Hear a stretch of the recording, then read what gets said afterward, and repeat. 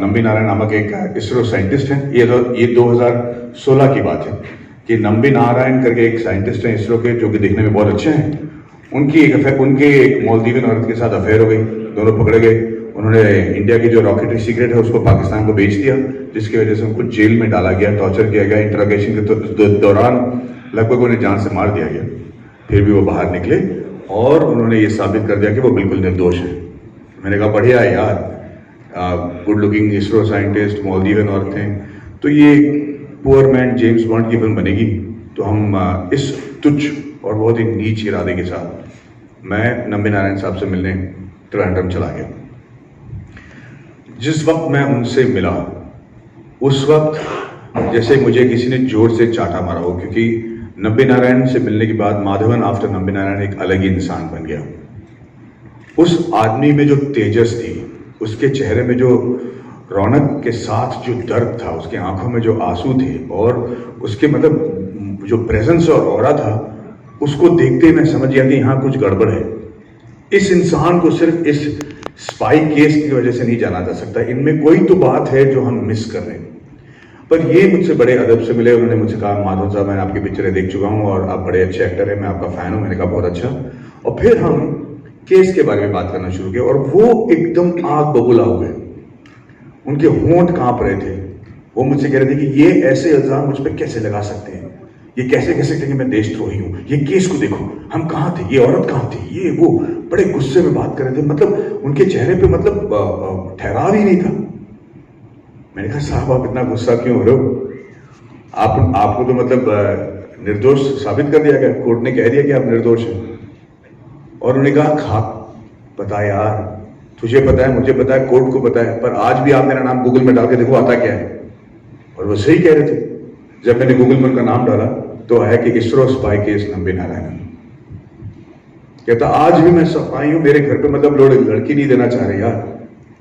और मैंने कहा कि हाँ बिल्कुल सही बात है। तो मैं भी उनकी बातों में आकर बहक गया, मैं भी उनके बहकावे में आ गया, उनके इमोशन में आ गया और पूरी केस की मैंने स्टडी की। और 7 महीने लगा मुझे वो स्क्रिप्ट लिखने के लिए। 7 महीने बाद भाई साहब जब मैं ये स्क्रिप्ट लेकर उनके पास गया तो बड़े खुश थे वो बड़े नरेशन सुने। मैं भी बड़ा नर्वस आ गया था क्योंकि मैं पहली बार स्क्रिप्ट लिख रहा हूँ। और उन्होंने कहा कि ये सब तो ठीक है माधव, लेकिन ये जगह जो है ना, यहाँ पे आप थोड़े चुप गए, क्योंकि इस वक्त ना मैं इंडिया में नहीं था, मैं प्रिंसटन में था क्रॉको के साथ। मैंने कहा 1 मिनट, आप प्रिंसटन कब गए? उन्होंने कहा यार मैं तो पहला आईवी लीग साइंटिस्ट हूँ ना इंडिया से, मैं प्रिंसटन में था क्रॉको के साथ। मैंने कहा प्रोफेसर लुइजी क्रॉको के साथ थे आप? उसने कहा हाँ। मैंने कहा सर क्या बात कर रहे हो आप? क्योंकि प्रोफेसर लुइजी क्रॉको नासा के सबसे सर्वश्रेष्ठ साइंटिस्ट माने जाते हैं, वो मून मिशन के जो है माए बाप माने जाते हैं। उनका और आपका क्या लेना देना? कहता है मैंने उनके अंदर तो मेरी थीसिस की है 10 महीने में। मैं यकीन नहीं कर पाया क्योंकि प्रोफेसर क्रॉकर के साथ लोग 8-8, 10-10 साल में थीसिस कर पाते हैं और कोई लोग तो आज तक नहीं कर पाए, और ये कह रहे कि 10 महीने में। उसके बाद उन्होंने अपनी बाकी की जिंदगी के बारे में बात करना शुरू किया। प्रिंसटन, फ्रांस, जहाँ पे वो 72 साइंटिस्ट को लेकर ये प्रिटेंड करते हुए गए हैं कि आप उनको फ्रेंच नहीं आते, लेकिन 3 साल से फ्रेंच सीख रहे थे, वहाँ पे जाके गधा मजदूरी करने के लिए, ताकि वहाँ पे जो वो लिक्विड इंजन बना रहे थे उसके बारे में वो सीख पाए। स्कॉटलैंड में जाकर 400 मिलियन पाउंड के एक सामान ले आना, यूएसएसआर जाकर उनसे लड़ना, क्योंकि उस वक्त यूएसएसआर टूट रहा था। रशिया ने हमें क्रायोजेनिक इंजन देने का वादा किया था जो वो दे नहीं पा रहे थे पैसे देने के बाद, और ये तीनों मद्रासी साइंटिस्ट वहां चले गए, उन्हें वहां पे रशियन को डराया धमकाया, उनको मोहित किया, दिन में उनसे बातें कर रहे और रातों रात उड़ान एयरलाइन को मतलब पैसा देकर उन्होंने क्रायोजेनिक इंजन वहां से कैसे स्मगल करके वहां पाकिस्तान इंडिया लाए। मैंने कहा यार मैं तो यहाँ एक छोटे से James Bond, cheap James Bond की फिल्म बनाने आया था, यहाँ तो आप जेम्स बॉन्ड के बाप निकले। ये वाकई में सच है क्या? मैंने कहा मैंने आपकी किताबों को पढ़ा है, पर यहाँ पे कहीं पर भी इसका जिक्र नहीं है। अफसोस की बात है कि ये सब कुछ सच था। और सबसे बड़ी बात है कि इन सब चीजों के बारे में नंबी नारायण से अब बात भी नहीं करना चाहते थे, क्योंकि उनको नहीं लगा था कि कोई बड़ी बात है। मैंने कहा सर आपने ये सब किया और ये विकास इंजन? कहता हाँ विकास इंजन मैंने ही बनाई है, जैसे कि हमने पकौड़ा घर में बनाया वैसे उन्होंने विकास इंजन बना लिया। मैंने कहा सर आपने विकास इंजन बनाया? कहता हाँ, मेरे मेंटोर विक्रम ए साराभाई के नाम पे मैंने इस फिल्म को विकास रखा है, इस इंजन को विकास नाम दिया है और मैंने बनाया। मैंने कहा सर आप, मैं पिछले 7 महीने से फुद्दू की तरह स्क्रिप्ट लिख रहा हूँ, आपने ये मुझे बताया क्यों नहीं? मतलब बर्बाद हो गए मेरे 7 महीने और आपको लगा ही नहीं कि ये सब इसकी जिक्र होनी चाहिए। मैंने कहा क्या जिक्र करूँ, उन्होंने मुझे तनख्वाह दिया, मैंने अपना काम किया। और उस दिन मुझे जो झटका लगा, उसी वजह से मतलब जो मेरे में फीवर और जुनून चला है, क्योंकि उस वक्त मुझे एहसास हो गया कि इस देश में ना 2 किस्म के देशभक्त होते हैं। एक वो जो पूरी वीरता के साथ भारत माता की जय करके अपनी जान पर खेल के देश को बचाते हैं, देश की सेवा करते हैं, और उनके बारे में गुण गाना चाहिए, उनकी जो सैक्रिफाइस है वो सराखों पर एक और किस्म के देशभक्त होते हैं जो हर रोज अपनी जान को जोखिम में लगाते हैं, हर रोज मतलब खतरा मोल लेते हैं, ये जानते हुए कि उनके बारे में कोई कभी नहीं जानेगा, उनके बारे में कोई किताब नहीं लिखेगा, उनके बारे में कोई सड़क, उनके नाम की कोई सड़क नहीं होंगे, और उनकी सैक्रिफाइस को कोई नहीं सहाराएगा और जानेगा भी नहीं। और उनमें से एक बड़े नाम थे डॉक्टर नंबी नारायण, और मैं बौखला गया। मेरे अंदर मतलब एक अजीब सा एक एक्सप्रेशन से लगा। मैंने कहा नंबी नारायण साहब, ये तो बहुत गलत है कि आपके बारे में और इस केस के बारे में कोई पिक्चर बनाए, क्योंकि आपकी जो कंट्रीब्यूशन है, आपने जो इस देश के लिए किया, उसके बारे में न जानना मुझे लगता है कि देश के साथ एक धोखा है। मैं आपके लाइफ पे पिक्चर बनाना चाहता हूँ। और मैंने कहा कि अगर आपको लगता है कि मैं आपके लिए एक ऐसी फिल्म बनाऊंगा जहाँ पे आपको मैं मर्यादा पुरुषोत्तम ठहराऊंगा, आपके कोई अवगुण नहीं दिखाऊंगा, आपको मैं मतलब एकदम सीधे साधे दूध में धुले हुए इंसान होंगे जिसके बारे में ये कहा जाएगा कि देश ने इनके साथ धोखा किया, तो मैं उस टाइप का फिल्म मेकर और कहानी बनाने वाला नहीं हूँ। मुझे ये बताइए कि आप में अवगुण क्या है, आप कैरेक्टर फ्लॉज क्या है, आपने हैवानगिरी क्या है, आपने ऐसा कुछ किया है जो इंसान मतलब डर जाए आपको देखकर। मैंने कहा कि आपने किसी औरत के साथ सोया है, कि आपने अफेयर की है, बताइए। 75 साल की एक उम्र इंसान से मैंने ये डायरेक्ट पूछा, 2 बजे थी। मैं जानना चाह रहा था कि ये अपने आप के बारे में क्या सोचते हैं और किस तरीके से रिएक्ट करेंगे। आमतौर पे किसी 75 इंसान के आदमी से आप कहेंगे तो वो कहेंगे चलो भैया आप अपना तमीज से बात किया करो, क्या बात कर रहे हो। पर नंबी नारायण साहब 1 सेकंड के लिए भी झिझके नहीं। उन्होंने कहा मैं अवगुण के बारे में जानना चाहता हूँ, लो बताता हूँ। और उन्होंने जो अपने कैरेक्टर फ्लॉज बताए, जो उनकी हैवानगिरी थी, जो उनके अंदर जो मतलब क्या बताएं, मैं उनकी जो बैड क्वालिटीज थी मैं सुनकर सुन्न हो गया, मैं डर गया। मैंने कहा ये इंसान इतना बेरहम कैसे हो सकता है। और मैंने उन सब चीजों को बटोरा। 1.5 साल मुझे और लगे उस स्क्रिप्ट को लिखने के लिए। उन सारे अवगुण के बारे में मैंने इस पिक्चर में बताया है, क्योंकि मुझे लगा कि जब तक ये अवगुण नहीं बताए जाएंगे, जब तक मैं इसको इंसान नहीं बनाऊंगा, तब तक इनकी जो अचीवमेंट है उस पर भी कोई यकीन नहीं करेगा। और 1.5 साल बाद ये स्क्रिप्ट जब मैंने फिर से लिखी और मैंने शूटिंग शुरू किया, तब से लेकर आज तक हमारे सर से ये जुनून नहीं उतरा है।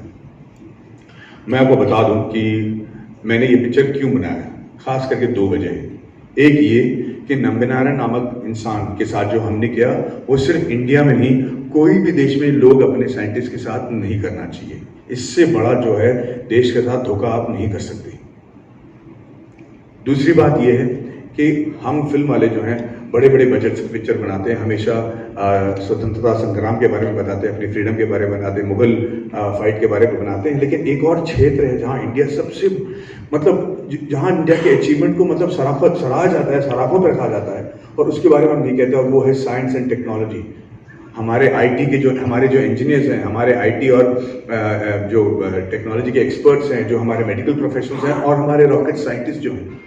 अमेरिका अगर इंटरस्टेलर बनाता है, इंसेप्शन बनाता है, अपोलो 13 बनाता है, स्टीव जॉब्स की फिल्म बनाता है, तो हमको लगता है कि हाँ भाई, ये अमेरिकन में ये क्षमता है कि ये दुनिया को बचा सके, ये बड़े सुपरस्टार्स हैं, यही लोग जो हैं हमारी दुनिया को बचा पाएंगे।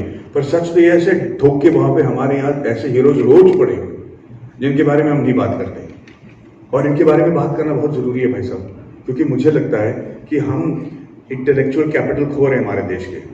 और ये इंटेलेक्चुअल कैपिटल का मतलब ये है कि हर एक इंजीनियर को ये लगता है कि मैं बड़ा होऊंगा, यहाँ से बाहर जाऊंगा और मैं अपना देश का नाम बाहर रोशन करूंगा। सही कह रहे हैं आप, क्योंकि आपको यहाँ शायद मौका नहीं मिल रहा है। पर इन सब लोगों को वापस ले आना जरूरी है, क्योंकि मेरा मानना यह है, और मैं बिल्कुल नाटक नहीं कर रहा हूँ, क्योंकि मैं जानता हूँ कि टेक्नोलॉजी की वजह से जुड़े होने की वजह से मैं जानता हूँ कि आने वाले सालों में और बहुत ही जल्दी, बहुत ही शीघ्र, आपके अनुमान से भी ज्यादा शीघ्र अंतरिक्ष में जाना हमारे लिए जरूरी हो जाएगा। अंतरिक्ष हमारी ज़िंदगी का एक बड़ा हिस्सा बनने वाला है।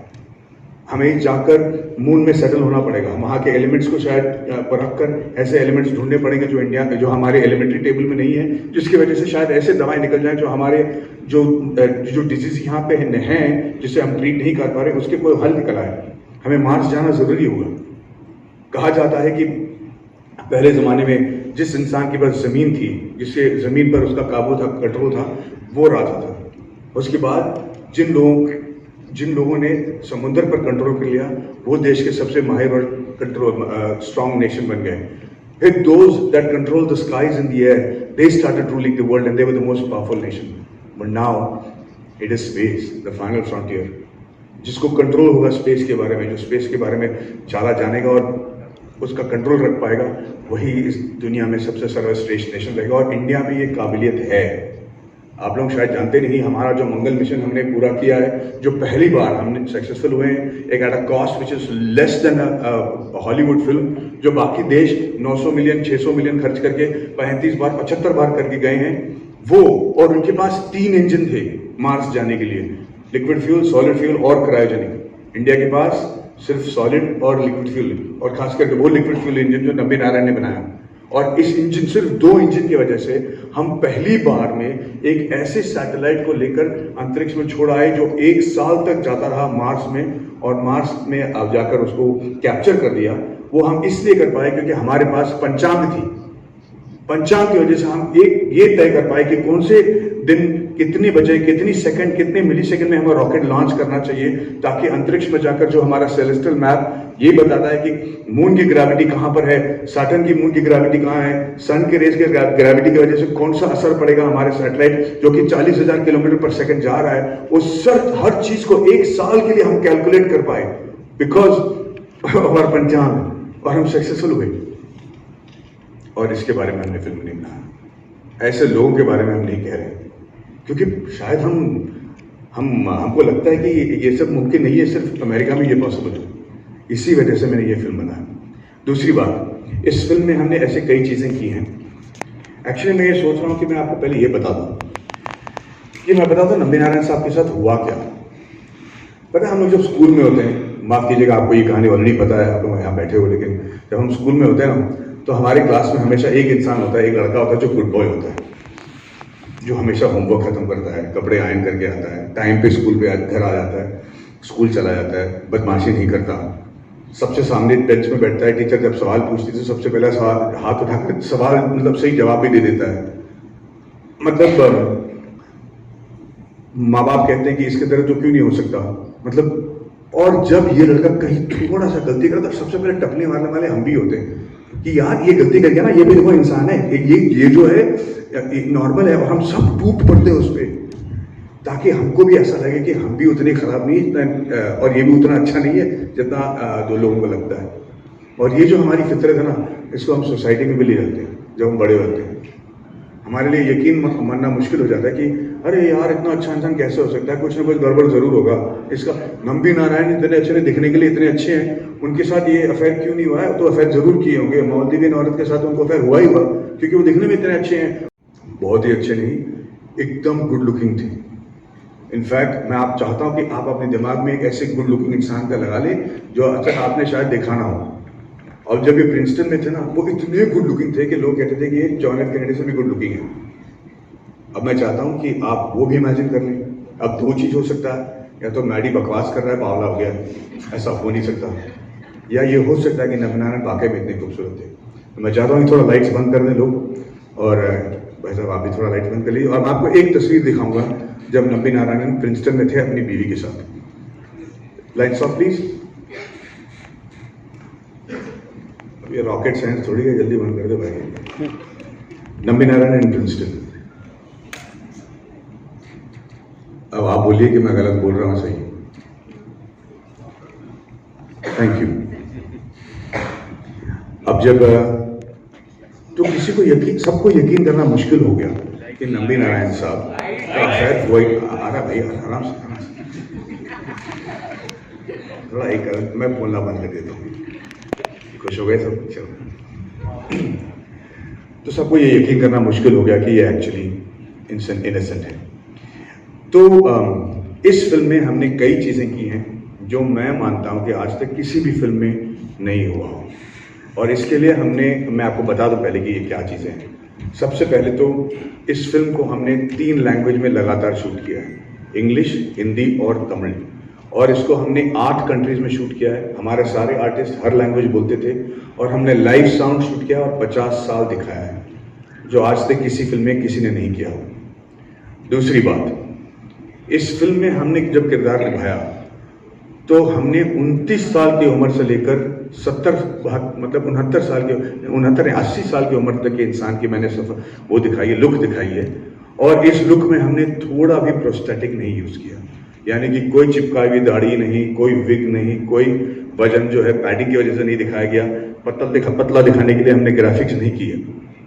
2.5 साल की रिसर्च किया था मैंने, अपना जबड़ा तोड़ाया था ताकि मेरे दांत नंबी नारायण साहब की तरह लगे। और मैं आपको ये एक ट्रांसफॉर्मेशन वीडियो दिखाना चाहता हूँ, जिसको देखकर आपको पता चल जाएगा कि हमने क्या क्या किया। पर ये हमने 2.5 साल के रिसर्च के बाद पूरी तैयारी के साथ, पूरी सुरक्षा बरकरार रखते हुए हमने ये सब किया है, जो आज तक मुझे नहीं लगता किसी ने किया हो। तो मैं आपको पहले ही दिखाना चाहता हूँ, we have the making video, या लुक एट, एक वीडियो देख लीजिए। Lights off please.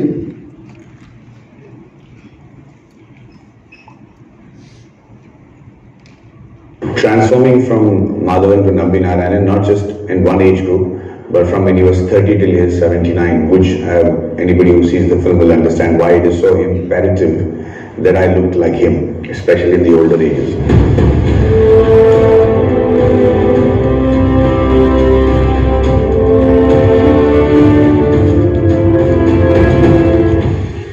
The script had been written in a manner for which the requirement of me looking as close to the real Nambi sir as possible was mandatory. It was literally rocket science how the entire team planned the look from being a 29-year-old man to a 79-year-old guy. To maneuver the look between our schedule of 43 days was I think one of our greatest achievements.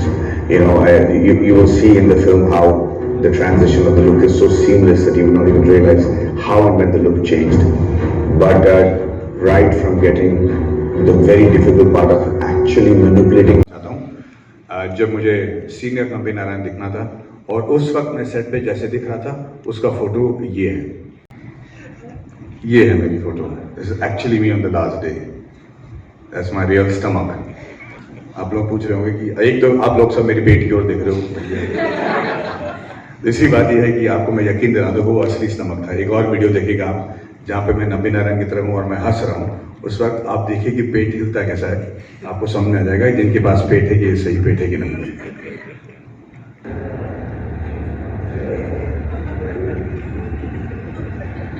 ये padding वाला पेट हो नहीं सकता। अब मैं आपको एक ऐसा फोटो दिखाऊंगा, इस फोटो को लेने के ठीक 14 दिन बाद वाली मेरी ये फोटो। आप हेयर स्टाइल नोटिस करें ताकि आपको यकीन हो जाए कि कुछ चेंज नहीं हुआ। और 14 दिन बाद हमारे रिसर्च की वजह से जो हमने किया है, वो फोटो देखिए।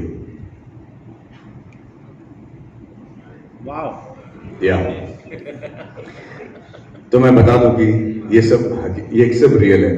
अगर आप पूछोगे कि ये सब रियल रखना क्यों जरूरी था, मैं आपको बता दूं कि मैंने जो कुछ भी इस फिल्म में दिखाया, हर चीज रियल है। और अगर ये देखते वक्त आपको थोड़ा सा शक हो जाए कि भाई ये मूंछ अलग झूठा है, या दाढ़ी झूठा है, या पेट पे पैडिंग डाला गया है, तो बाकी सब चीजों पे भी आपका यकीन उठ जाएगा। Which is the reason I have to do this. यही नहीं, मेरे सारे साइंटिस्ट, मेरे सारे आर्टिस्ट ये कर पाए। और इसके साथ जो हमने एक और चीज किया, जो पहली बार की जा रही है फिल्म स्क्रीन पर, वो ये है कि आप लोगों ने रॉकेट लॉन्च देखे होंगे, बहुत सारे रॉकेट्स देखे होंगे, आपने स्पेस देखा होगा, सैटेलाइट देखा होगा, लेकिन आप में से किसी ने स्क्रीन पर रॉकेट इंजन नहीं देखा होगा। और मैं लेडीज को बता दूं, मर्दों को बता दूं कि रॉकेट इंजन जो है ना, देखने के लिए एक डायमंड ब्रोच की तरह दिखता है। मतलब आप देखते ही प्यार हो जाए।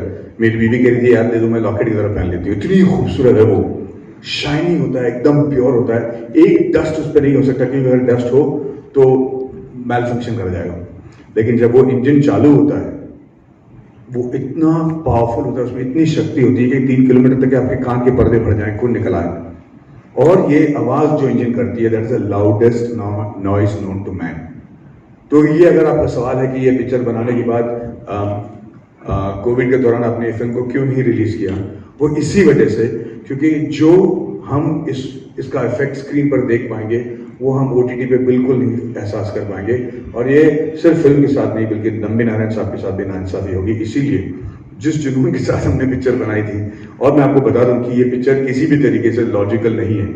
ये मेरे मार्केट जो इसकी जो बजट है वो ये मेरे मार्केट वैल्यू की कहीं ज़्यादा है, तो इसको बनाने नहीं चाहिए था। मैं इसलिए इस फिल्म को लिखना शुरू किया क्योंकि मैं इनके सब्जेक्ट के बारे में जानता था, टेक्निकल नॉलेज है, इंजीनियरिंग में इंटरेस्ट है, एरोस्पेस में इंटरेस्ट है, तो मैं इनके इंजन की खासियत समझ पाया और उसको समझाने में मैं अपने आप को काबिल समझता था कि मैं सीन ऐसा लिख पाऊंगा कि पब्लिक समझ जाए। अगर वो रॉकेट साइंस ना भी समझें, ये समझ जाएंगे कि इसका इम्पैक्ट क्या है, पर अगर नासा वाला साइंटिस्ट इस पिक्चर को देखे तो उसको समझ में आ जाएगा कि नंबी नारायण ने क्या तीर मारा है, उसको क्रिंज नहीं करना पड़ेगा। दूसरी बात यह है कि मैं इसको एज एन एक्टर, हर एक एक्टर चाहता है कि वो एक लाइफ टाइम वाली रोल करे, जहाँ पे नायकन की तरह यंग उम्र से लेके बड़े उम्र तक की उसकी एक्टिंग की क्षमता देखा है। मुझे नहीं पड़ा था कि मुझे अपना जबड़ा बड़ा तोड़वाना पड़ेगा, फिर भी मैंने कहा एज एन एक्टर मैं ये नंबी नारायण का रोल कर लेता हूँ। जब मैं इसको प्रोड्यूस कराना चाहा तो मैं बहुत लोगों के पास गया, लोगों ने कहा माधव जी आपकी पिक्चरें बहुत अच्छी होती हैं, अच्छे बनाते हो, ये कौन सी पिक्चर है? मैंने कहा रॉकेटरी। उन्होंने कहा क्या ट्री? मैंने कहा भाई रॉकेटरी है। फिर उन्होंने कहा अच्छा तो कर लेते हैं, क्या बजट होगी? मैंने उनको बजट बताया। कहता अच्छा हीरोइन कौन है? मैंने कहा सर फिल्म में हीरोइन नहीं है। मैंने अच्छा अलग कुछ बात होगी, इसमें फाइट्स कितने? मैंने कहा कोई फाइट नहीं है। कहते आप जेम्स बॉन्ड की फिल्म कह रहे हो लेकिन फाइट नहीं। मैंने कहा फाइट नहीं है। फिर उन्होंने कहा कि गाने कितने हैं? मैंने कहा गाने नहीं है। फिर उन्होंने कहा कि प्रोड्यूसर नहीं है। मैंने कहा ठीक है मैं खुद ही प्रोड्यूस कर लेता हूँ। और मेरे साथ जो प्रोड्यूस करने के लिए आए मेरे दोस्त विजय मूलन, कहाँ भाई विजय मूलन कहाँ है? नहीं। अच्छा, मेरे जो प्रोड्यूसर मिस्टर विजय मूलन हैं और उदयगिरी मूलन और 27th एंटरटेनमेंट, ये भी इस फिल्म में जब जुड़े हैं मुझे लगा कि ये मेरे लिए जुड़े हैं, लेकिन सच तो ये है कि ये नंबी नारायण साहब के इतने बड़े फैन थे कि इन्होंने कहा कि ये पिक्चर बनाना और चाहे सर फुटे या माता, ये पिक्चर हम पब्लिक को जरूर दिखाएंगे। तो वो जुड़ गए, तो पिक्चर के लिए हम रेडी हो गए। पर कतई इस फिल्म को मैं डायरेक्ट नहीं करने वाला था, क्योंकि डायरेक्ट करने के लिए जो क्षमता चाहिए वो मेरे में है ही नहीं, पेशेंट भी नहीं है। मैं एक एक्टर हूँ, सेट पे चले जाता हूँ तो लोग बोलते हैं कि भाई आज ये कपड़े पहनना है, इस हीरोइन के साथ नाचना है, हम स्विट्जरलैंड जा रहे हैं, हम शूटिंग कर लेते हैं, हमको चेक दे देते हैं, मैं बैंक चला जाता हूँ, रिलीज के टाइम पे नर्वस होने का नाटक कर लेता हूँ, पिक्चर रिलीज हो जाती है, फिर खुश हो जाता है। और ये डायरेक्शन मोल लेना, लोगों के लिए रुकना, उन लोगों के लिए फ़ोन, उन लोगों को फ़ोन करना जिनका मैं फ़ोन शायद लाइफ में कभी उठाऊँ नहीं, ये सारी चीज़ें मुझे करना पड़ा। लेकिन मैं इसे डायरेक्ट करने के लिए रेडी नहीं था। शूटिंग के 20 दिन पहले, 25 दिन पहले मेरे डायरेक्टर साहब जो थे उनसे उनका शेड्यूल मैच नहीं हो पाया, उन्होंने एंड वक्त पे हमें वो इस फिल्म को डायरेक्ट नहीं कर पाए। उस वक्त मेरे पास दो चारा था कि पिक्चर को या तो ड्रॉप कर दो या फिर नंबी नारायण साहब का कहना था कि मैडी आप ये कहानी के बारे में जानते हो, इंजन के बारे में जानते हो, आपने बड़े बड़े डायरेक्टर के साथ काम किए, तो आप फिल्म को डायरेक्ट जरूर कीजिएगा। और मेरे फंडर्स भी कहा कि हाँ आप करो यार, इट शुड बी ओके। तो एक मूड में आके, जोश में आके मैंने कहा मैं डायरेक्ट कर लेता हूँ। लेकिन 25 दिन बाद जब मैं पहली बार सेट पे गया तो ऐसी फटी है कि क्या बताऊँ। मतलब मेरे सामने एक ऐसा पहाड़ खड़ा था जिसका मैं शिखर नहीं देख पा रहा था, डरा हुआ था। मेरे दोस्त ने कहा यूएस से फ़ोन करके, पता नहीं क्यों उसने फ़ोन किया, लेकिन यूएस से फ़ोन करके उसने कहा कि मैडी यार तू सेट पे पहुंच चुका है, लोग रुके हुए हैं, तेरे सामने कैमरा है, एक शॉट ले ले, पहला शॉट तो ले ले, छोटा सा एक शॉट ले ले बस, फिर तय करना कि करना क्या। मैंने कहा ठीक है। मैंने एक पहला शॉट लिया, फिर दूसरा शॉट लिया, और ऐसे शॉट लेते लेते आज मैं आपके सामने खड़ा हूँ। 1 जुलाई को पता चल जाएगा कि हमारा कौन कितने पानी में है। और मुझे गर्व है कि मैंने वो पिक्चर बनाई है जो मैं बनाने निकला था। भले ही 6 साल लग गए हों इस सफ़र में, but the degree of separation between the originally conceived script and the story and the final product is the least, which is why we are very, very happy and I take great pride in presenting you the story of Dr. Nabin Naran.